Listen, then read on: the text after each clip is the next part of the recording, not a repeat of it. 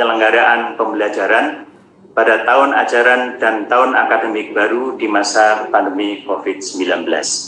Dalam hal ini kami persilahkan Mas Nadiem Anwar Makarim sebagai Menteri Pendidikan dan Kebudayaan untuk menyampaikannya. Silakan. Terima kasih. Assalamualaikum warahmatullahi wabarakatuh. Terima kasih Pak Sekjen.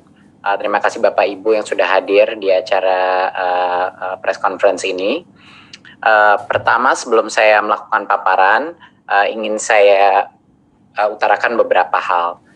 Pertama adalah dalam situasi COVID ini, yang terpenting adalah kesehatan dan keselamatan para murid-murid kita, guru-guru kita, dan keluarganya murid-murid kita. Dan prinsip dasar itulah yang kita gunakan. Makanya dalam paparan ini akan terlihat bahwa relaksasi dalam pembukaan sekolah ini dilakukan dengan cara yang paling konservatif yang bisa kita lakukan. Artinya ini merupakan cara terpelan untuk membuka sekolah sehingga keamanan itu diprioritaskan. Berikut bisa masuk paparan.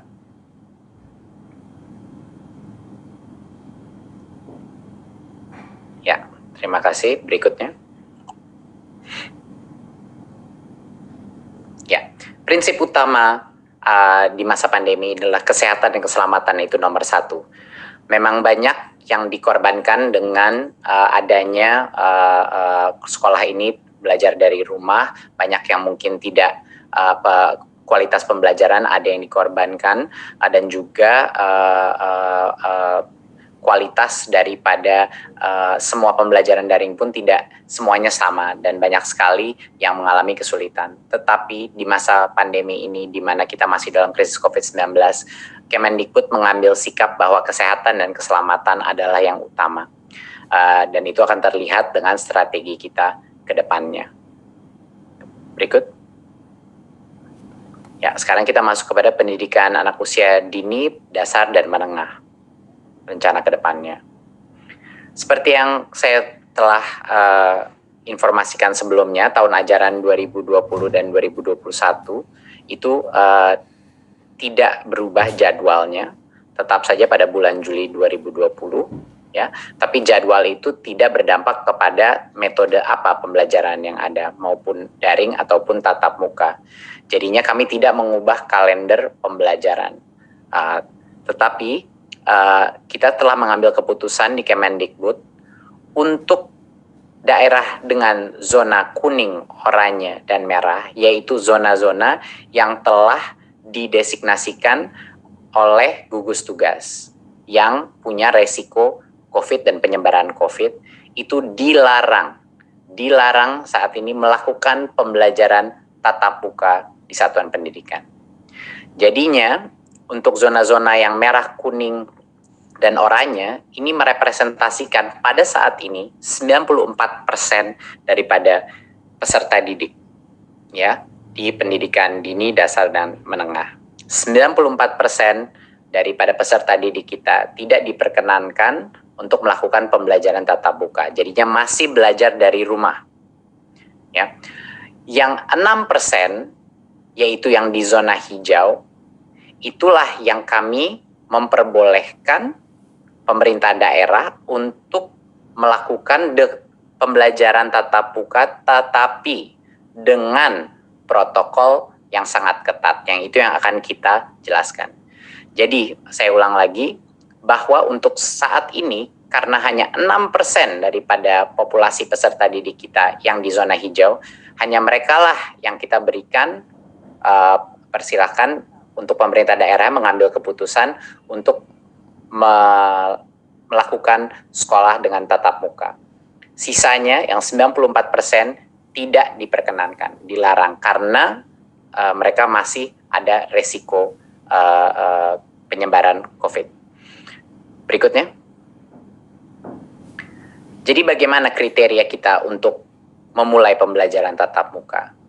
Tentunya dari seperti yang saya paparkan tadi, hanya pertama harus zona hijau, dan itu penetapannya ada di gugus tugas, dan nanti akan diperjelaskan juga dengan kepala gugus tugas apa yang dimaksudkan zona hijau, kuning, dan oranye. Jadi pertama, kabupaten kota itu harus zona hijau. Kedua, Pemda harus memberikan izin. Jadi Pemdanya pun harus setuju. Dan yang ketiga, satuan pendidikan telah memenuhi, yaitu sekolahnya telah memenuhi semua checklist dan yang checklist daripada persiapan pembelajaran tatap muka. Pada saat ini semua tiga-tiganya tiga langkah pertama untuk kriteria pembukaan, sekolahnya boleh mulai pembelajaran tatap muka.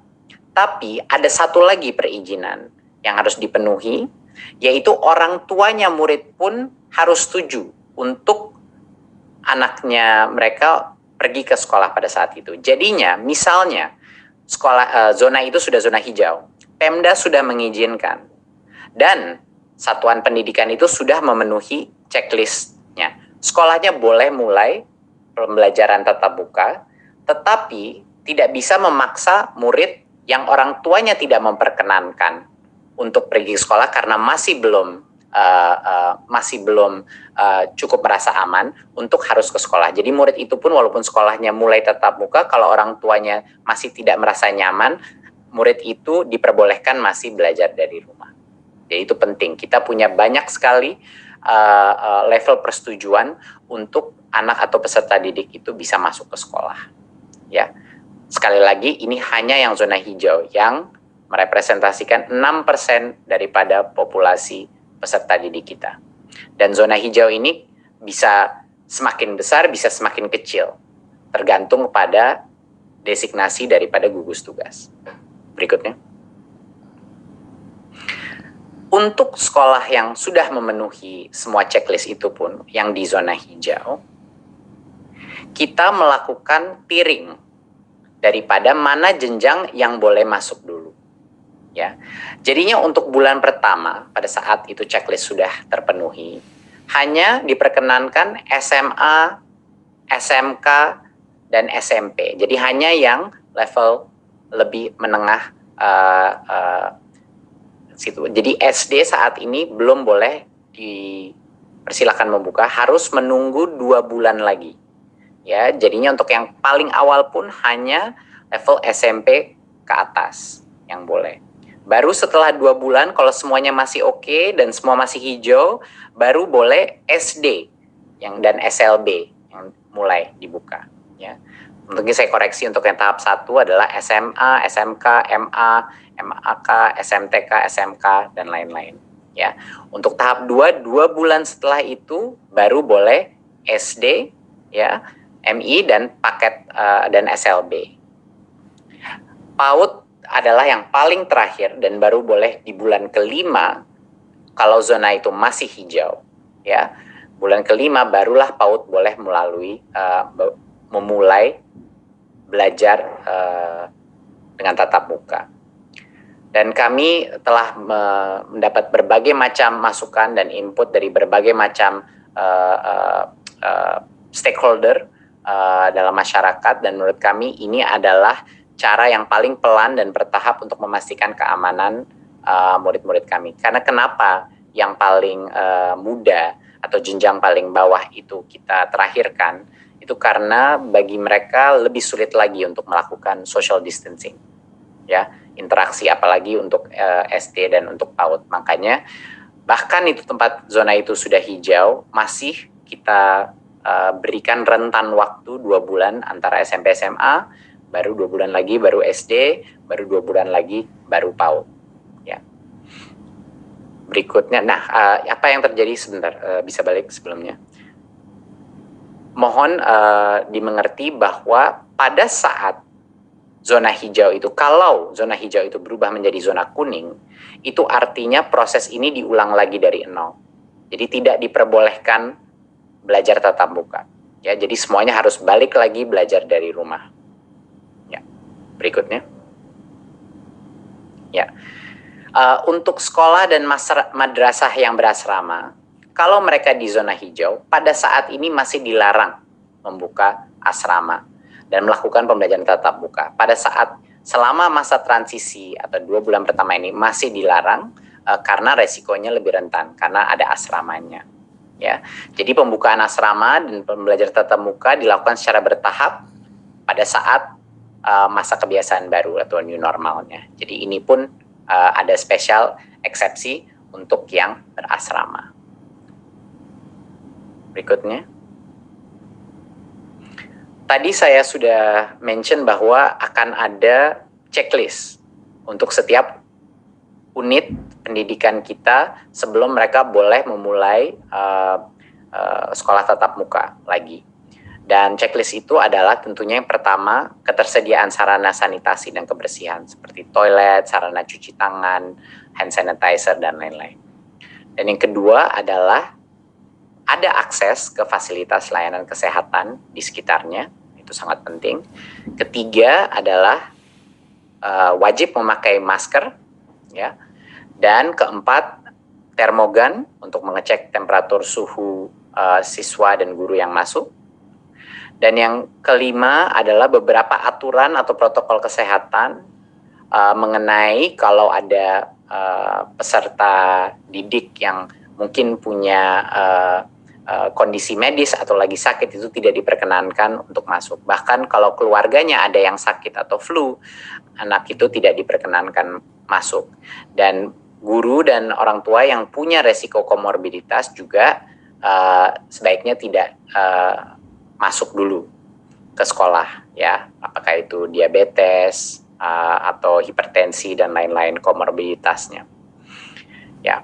Dan yang terakhir adalah checklist yang terakhir, harus ada kesepakatan dengan komite satuan pendidikan, ya, untuk melakukan pembelajaran tatap muka. Jadinya harus ada komunitas persetujuan musyawarah bahwa sekolah itu terbuka. Dan itu akan kita masukkan sebagai bagian dari checklist ini. Jadinya banyak sekali checklistnya untuk bisa memulai pembelajaran tatap muka. Protokol ini sesuai dengan protokol kesehatan yang kami dapatkan dari Kemenkes, dan kami bekerja sama dengan Kemenkes untuk memastikan protokol kesehatan ini sudah align atau dengan arah yang sama dengan standar Kementerian Kesehatan. Dan kami juga ingin memastikan bahwa satuan pendidikan ini melakukan persiapan dengan Dinas Pendidikan dan Kanwil kantor Kemenak juga, ya, di masing-masing. Walaupun mereka belum zona hijau, tapi sebaiknya untuk mengerti protokol ini dan untuk preparasi sebaiknya dimulai dari sekarang untuk berkoordinasi untuk persiapannya. Berikut. Ya. Jadi salah satu hal yang terpenting tadi kita sudah mention mengenai masa transisi. Jadinya pada saat itu sekolah, misalnya di bulan Juli di zona yang hijau di satu kabupaten ingin memulai, dia sudah semua checklist sudah terpenuhi dan dia memulai pembelajaran tatap muka. Tapi tidak bisa normal dulu. Selama 2 bulan pertama dia buka, ada berbagai macam restriksi yang kita akan lakukan. Yang terpenting adalah dalam kondisi kelasnya. Yang tadinya peserta didik rata-rata itu 28-30 anak per kelas, untuk 2 bulan pertama maksimal 18 peserta didik per kelas. Ini untuk pendidikan dasar dan menengah. Ya, jadinya sekitar kapasitasnya setengah atau 50%, sekitar 50% daripada kapasitas normal. Jadi secara otomatis sekolah ini yang melalui masa transisi ini harus melakukan proses shifting, ya, harus ada shifting. Dan kami memberikan kebebasan bagi unit pendidikan untuk menentukan seperti apa mau shiftingnya, per harian, per mingguan, angkatan kelas atau apa. Tapi dipastikan bahwa hanya boleh maksimal di dalam kelas 18 peserta didik untuk pendidikan dasar dan menengah. Dan untuk SLB jaga jarak minimum 1,5 meter. Itu 1,5 meter adalah suatu social distancing aturan untuk semua jenjangnya, ya. Tapi untuk SLB maksimal 5 peserta didik per kelas. Dan PAUD jaga jarak 3 meter dan maksimal 5 peserta didik per kelas. Itu pun pada saat kalau PAUD kan masih sampai tercepat pun baru 5 bulan dari sekarang di zona yang hijau. Dan jadwal pembelajarannya seperti yang saya sudah bilang tadi, itu ditentukan oleh masing-masing satuan pendidikan sesuai dengan situasi dan kebutuhannya. Ya, jadi walaupun masuk sekolah, kapasitas pun dibagi, ya, jadi sekitar 50% kapasitas yang diperbolehkan masuk. Dan ini selama 2 bulan pertama. Ya, baru setelah 2 bulan masih hijau, tidak ada masalah, sudah benar-benar mengenal protokol yang baru boleh new normal, di mana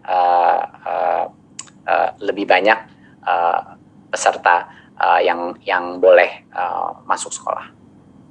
Berikutnya, oke. Tentunya ada beberapa lagi, tentunya menggunakan masker itu masih pada saat masa transisi dan akan dilanjutkan pada saat masa new normal, bahkan setelah 2 bulan pun masih harus. Dan juga kondisi-kondisi selain seperti komorbiditas dan kriteria kesehatan, protokol kesehatan dari Kemenkes semuanya harus dijaga. Berikutnya. Berikut. Ya. Pada saat masa transisi ini, semua aktivitas di mana anak-anak itu bercampur, berinteraksi antara kelas, itu tidak diperbolehkan. Jadi selama masa transisi ini, hanya boleh masuk ke kelas langsung pulang. Jadinya aktivitas seperti kantin, di mana anak-anak dari berbagai macam kelas berkumpul, itu tidak diperkenankan selama 2 bulan pertama. Juga kegiatan olahraga dan ekstrakurikuler itu belum diperbolehkan selama masa transisi. Ya, dan aktivitas-aktivitas lain, kegiatan belajar mengajar seperti KBM itu belum diperbolehkan pada saat masa transisi. Jadi esensinya adalah prinsipnya apapun aktivitas-aktivitas yang perkumpulan sifatnya atau yang mencampur antara satu kelas dan kelas lain itu belum diperbolehkan dalam masa transisi ini. Berikut. Ya. Jadi selama masa COVID ini, kami di Kemendikbud, ini adalah suatu kebijakan yang telah kita keluarkan sebelumnya, tapi ini sekedar mengingatkan, bahwa kami sudah membuka seluruh dana BOS untuk semua kebutuhan protokol kesehatan seperti cairan, sabun pembersih, pembasmi kuman, dan lain-lain. Dan untuk pembelajaran jarak jauh pun juga bisa dipergunakan untuk beli kuota, paket data, baik buat guru maupun peserta didik.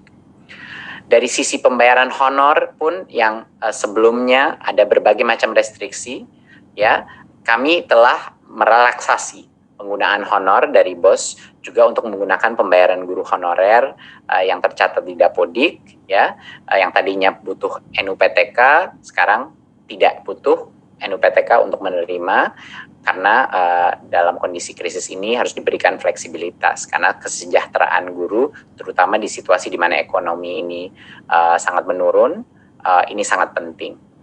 Ya. Dan juga yang tadinya ada batas 50% daripada dana BOS bisa digunakan untuk pembayaran honor, ketentuan itu pada saat masa COVID ini kita lepas.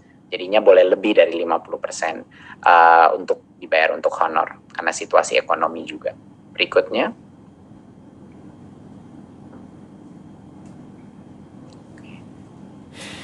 Ya. Ya, BOP PAUD juga sama, ya, alokasinya bisa digunakan untuk berbagai macam pembelajaran jarak jauh maupun juga untuk protokol kesehatan. Sama juga yang tadinya honor itu hanya untuk transport pendidik, sekarang untuk pembiayaan honor pendidik bisa digunakan BOP PAUD sehingga lebih fleksibel, tidak hanya digunakan untuk transport, biaya transport pendidik. Dan yang sebelumnya persentase penggunaannya disekat-sekat, untuk masa krisis ini tentu besaran persentase per kategori itu dilonggarkan, jadi tidak ada lagi diberikan sekat-sekat, jadi sesuai dengan kebutuhan masing-masing PAUD yang ada. Jadi ini sekedar penekanan dari kami bahwa fleksibilitas penggunaan dana BOS itu bisa digunakan untuk melakukan masa transisi ini, ya, terhadap new normal. Dan itu sudah kita bebaskan bagi masing-masing kepala sekolah untuk menggunakan diskresinya untuk menjaga protokol kesehatan jika mereka sudah di zona hijau. Berikut.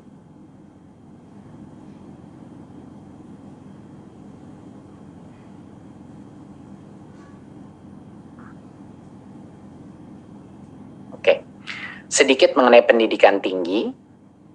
Berikut. Ya, tahun akademik pendidikan tinggi tetap dimulai bulan Agustus 2020, ya. Tetapi pembelajaran di perguruan tinggi di semua zona masih dilakukan secara daring. Jadi masih online. Belum belajar tatap muka, belum masuk. Dan alasannya adalah universitas juga punya potensi mengadopsi belajar jarak jauh lebih mudah daripada pendidikan menengah dan dasar.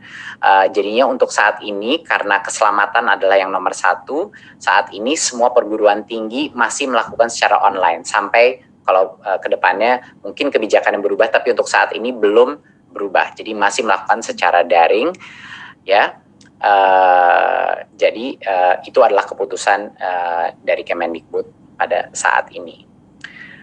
Tapi ada yang namanya aktivitas prioritas, ya. Aktivitas prioritas itu adalah aktivitas yang sangat berhubungan dengan kelulusannya mahasiswa yang sulit sekali dilakukan secara daring. Contoh, penelitian di laboratorium untuk skripsi, tesis, dan disertasi. Biasanya ini adalah small group ataupun individu, project-project individu. Dan seperti tugas laboratorium, praktikum, studio, bengkel, dan hal-hal seperti ini yang butuh mesin, butuh peralatan, dan lain-lain. Kalau ini aktivitas prioritas yang berdampak kepada kelulusan siswa, masing-masing pemimpin perguruan tinggi diperbolehkan untuk mengizinkan aktivitas mahasiswa datang ke kampus hanya untuk aktivitas prioritas itu yang berhubungan dengan kelulusannya. Kenapa kita perbolehkan ini? Karena kita tidak ingin mengorbankan potensi daripada setiap mahasiswa untuk lulus pada saat ini, karena itu akan menciptakan berbagai macam masalah lainnya. Tetapi pembelajaran masih dilakukan secara online. Jadi masih tidak diperkenankan untuk melakukan kuliah tatap muka. Tidak diperkenankan berbondong-bondong untuk mahasiswa masuk ke dalam kampus. Cuman buat individual project mereka yang khusus prioritas untuk kelulusannya. Berikut. Ya, saya rasa dari saya sekian. Jadinya untuk menutup dari presentasi ini, saat ini ada sekitar di bawah 90 kabupaten yang berstatus zona hijau. Dan ini merepresentasikan 6% daripada populasi peserta didik kita. Dari yang zona hijau pun ini, yang boleh diperkenankan, kalau Pemdanya setuju, boleh diperkenankan untuk melakukan pembelajaran tatap muka. Kita mulai dengan SMP, level SMP ke atas dulu, baru 2 bulan, baru SD boleh, dan 2 bulan lagi baru PAUD boleh diperkenankan tatap muka. Itu pun dengan protokol masa transisi, di mana kapasitas perharinya itu dalam kelas dikurangi secara dramatis. Ya, jadinya pada saat zona hijau itu, kalau zona hijau itu berubah menjadi kuning, berarti ulang lagi dari awal, dibubarkan lagi, dan semua belajar dari rumah lagi. Jadinya ini akan menjadi suatu proses yang dinamis dan terus berubah. Jadi diharapkannya yang hijau masih hijau dan tidak kembali ke kuning, ya. Tetapi kalau dia kembali ke kuning, proses ini harus dimulai dari awal lagi dan tunggu hijau lagi. Jadi ini adalah keputusan dari bukan hanya Kemendikbud, tapi dari berbagai macam kementerian yang ada di sesi ini.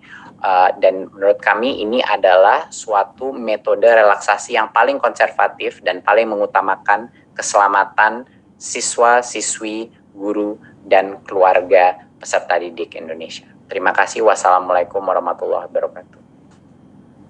Assalamualaikum warahmatullahi wabarakatuh. Terima kasih Mas Menteri atas paparannya yang sangat jelas.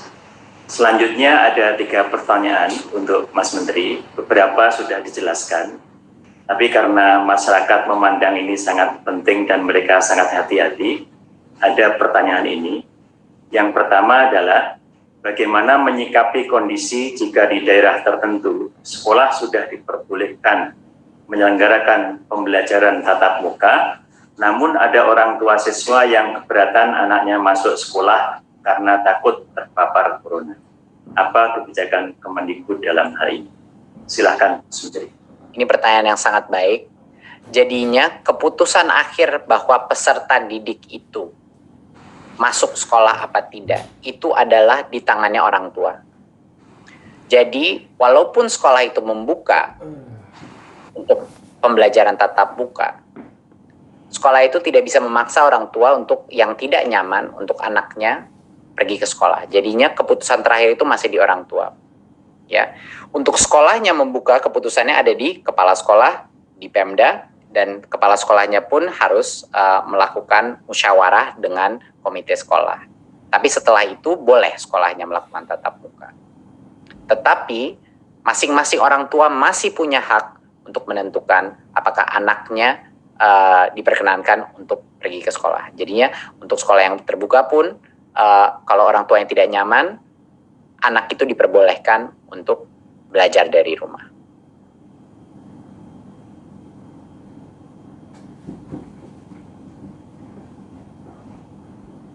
Di daerah zona hijau, apakah ada bantuan ke sekolah-sekolah untuk biaya menyiapkan sarana dan prasarana untuk melaksanakan protokol kesehatan, terutama di daerah yang kondisi perekonomian masyarakatnya menengah ke bawah?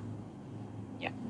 Seperti yang tadi sudah saya jelaskan, kita hampir ada 100% fleksibilitas dana BOS di masing-masing daerah yang bisa dipergunakan untuk mematuhi protokol kesehatan tersebut. Jadi itu sudah dibebaskan, dibikin 100% fleksibel bagi kepala sekolah untuk mengalokasikan dana anggaran BOS. Dan kami juga mengharapkan dari Kemendikbud dan semua pemerintah daerah juga mendukung dari sisi anggarannya untuk mendukung protokol kesehatan ini agar proses belajar tatap muka ini bisa terjadi. Jadi harapan ini adalah suatu inisiatif yang gotong royong antara pusat, daerah, dan berbagai macam lintas kementerian. Masih ada satu pertanyaan lagi, yang ketiga, yaitu banyak orang tua khawatir akan penularan COVID-19 sehingga meminta sekolah dibuka kembali pada bulan Desember 2020. Hal ini dikuatkan dengan rekomendasi Ikatan Dokter Anak Indonesia. Bagaimana tanggapan Kemendikbud? Silakan. Ya, terima kasih. Ini pertanyaan sangat baik. Ya, karena berbagai macam input yang telah kita dapatkan, itulah hasil kebijakan hari ini adalah makanya semakin jenjangnya semakin rendah, semakin jauh waktu pembukaannya. Makanya PAUD itu tercepat adalah mungkin 5 bulan dari sekarang. Itu pun untuk hanya yang zona hijau. Gitu. Jadinya ini benar-benar kami melalui proses, karena kita menyadari bahwa protokol social distancing semakin jenjangnya semakin mudah akan semakin sulit untuk mengontrolnya. Bukan cuma buat pemerintah, bahkan di dalam bagi guru pun akan sangat sulit mengontrolnya, terutama buat PAUD ya. SD pun pasti juga tidak mudah. Jadinya kami ingin melakukan ini sepelan mungkin dengan tiering sistem seperti itu. Dan seperti yang sudah saya utarakan sebelumnya, bahkan yang tatap muka pun dengan kapasitas yang sangat di bawah normal. Jadinya semua sekolah yang memulai masa transisi harus melakukan shifting terhadap ini.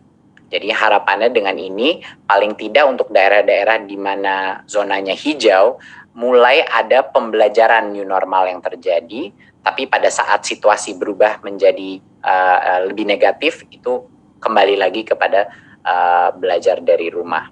Ya, tapi harapan saya dan harapan semuanya di Kemendikbud adalah semakin banyak daerah atau kabupaten yang menjadi hijau. Itu doa kami di Kemendikbud.